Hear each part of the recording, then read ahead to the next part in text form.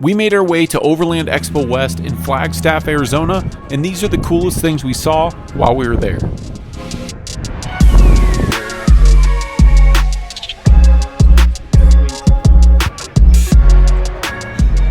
I did get a chance to see the new Toyota Sequoia up close and personal. The new Sequoia is dubbed the replacement Land Cruiser for the United States market because the 300 series is not going to be available here. Toyota did surprisingly switch back to a solid rear axle in the rear of the Sequoia because this is taking place of the Land Cruiser, but this does have a much longer wheelbase than the Land Cruiser, so I wouldn't call this a true replacement. Now this is the most exciting thing that I personally saw at the Overland Expo. Bowen Customs and Tactical Application Vehicles teamed up and they built this bed, and this is not a flatbed, this is a truck bed replacement. These truck beds are intended to be used with different canopy systems such as an Alukab or an AT Overland. What makes that unique is that one of these compartments, for instance, could be used for a pull-out stove. So you're saving space and you're making your vehicle that much more useful.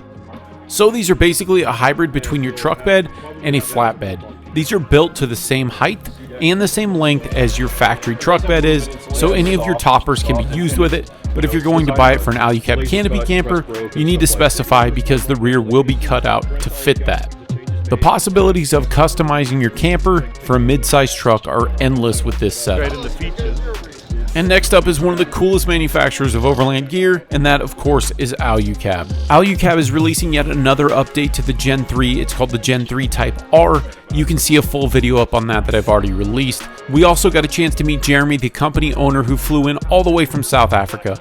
And we got to walk around, check out the different canopy camper builds, because that is the direction I will be going with my next truck.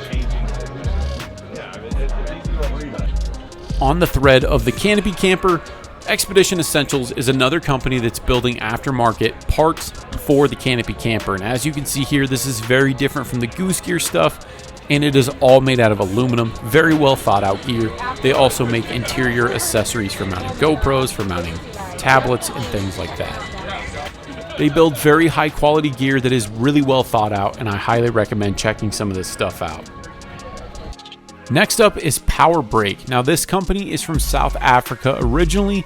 They build front-only caliper systems for Toyota trucks. They may build them for others, but I wasn't paying attention. I was more interested in the Toyota stuff. These are a surprisingly lightweight, massive brake caliper that will require a 17-inch wheel, but will stop your truck much faster. This is an awesome solution for those of us that are building big, heavy truck systems. And also note that these can use brake pads over the counter. So if you're in a pinch, you don't need to specifically buy a Power Brake brake pad. I fully intend to put a set of these on my next truck build because of the canopy camper and other weight that I'm going to be attaching to that truck. And as anybody knows that watches my channel, I'm a huge fan of REDARC electronics because they really do build the best electronics for the four-wheel drive and overland market.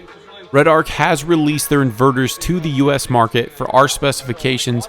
These go all the way up to 3,000 watts, and these can be hooked directly to the RedVision system so you can monitor your power input and power output, and it makes the whole thing really into one system. If you want to see this entire interview, I did put it up in a separate video so you can listen to all of the details. And finally, flowing in with the electronic systems are Battle-Born batteries. This is what I've used in my FJ, in my Conqueror camper, and what I plan to use in my new Tacoma build.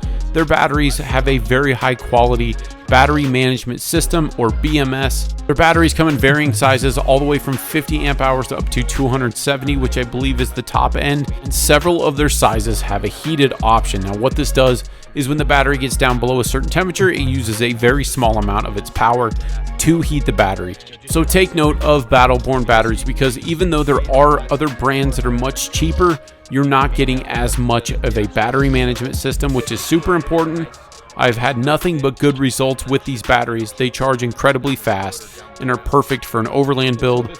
Not sponsored by these guys, I just want to give them a shout out because they make very impressive stuff. If you're interested in finding out more about the Battle-Borns, I have put up this entire section of the Battle-Born battery interview on the channel so you can find out more if you so desire. As always, thank you so much for watching. Like and subscribe if you haven't already, and feel free to check out my other adventure, off-road, and overland related content.